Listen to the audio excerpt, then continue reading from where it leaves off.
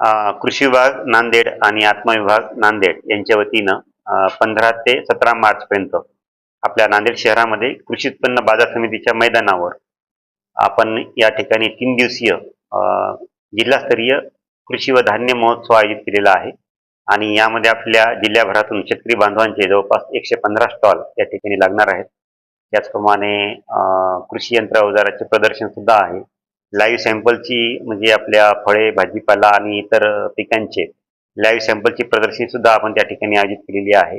आणि हे वर्ष आंतरराष्ट्रीय महिला शेतकरी वर्ष असल्यामुळे आपण या ठिकाणी मान्यवरांच्या हस्ते उद्घाटन कार्यक्रमाच्या दिवशी रविवारी सकाळी 11 वाजता उद्घाटन सत्राच्या वेळी आपण काही महिला शेतकऱ्यांचा, प्रगतशील महिला शेतकऱ्यांचा आपण सन्मान सुद्धा करणार आहोत.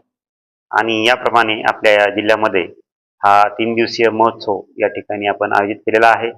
आणि या ठिकाणी आपल्या शेतकरी बांधवांना बायोचार निर्मिती, पाणलोट मॉडेल, नैसर्गिक शेतीचं मॉडेल आणि रेशीम शेती, मत्स्योत्पादन अशा विषयावर किंवा शेतीमध्ये AIचा, कृत्रिम बुद्धिमत्तेचा वापर अशा महत्त्वाच्या विषयावर आपण मार्गदर्शन, शेतकरी शास्त्रज्ञ सुसंवाद कार्यशाळा सुद्धा आपण केलेली आहे.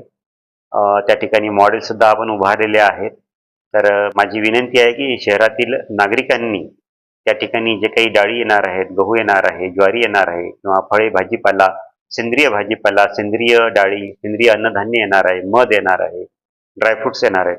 तर आपल्या शहरातील नागरिकांनी जास्तीत जास्त या ठिकाणी भेटी देऊन आपल्या शेतकरी बांधवांचा माल या थेट धान्य विक्री महोत्सवाद्वारे खरेदी करावा आणि आपल्या शेतकरी बांधवांचा आनंद द्विगुणित करावा असं आवाहन मी जिल्हा अधीक्षक कृषी अधिकारी नांदेड या नात्याने करीत आहे.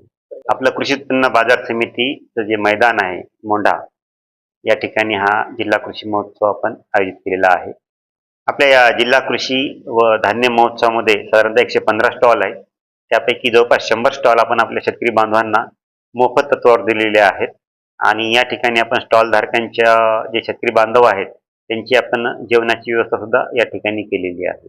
हे सर्व स्टॉल हे मोफत विनाशुल्क आपल्या शेतकरी बांधवांना आम्ही उपलब्ध करून दिलेले आहे.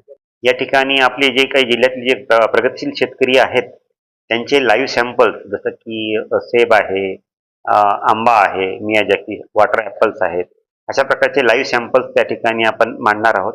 त्याचप्रमाणे आपण आपल्या कृषी यांत्रिकरण योजनेमधून आपल्या शेतकरी बांधवांना मोठ्या प्रमाणावर ट्रॅक्टर, ड्रोन, कंबाईन हार्वेस्टर यांचा लाभ दिलेला आहे.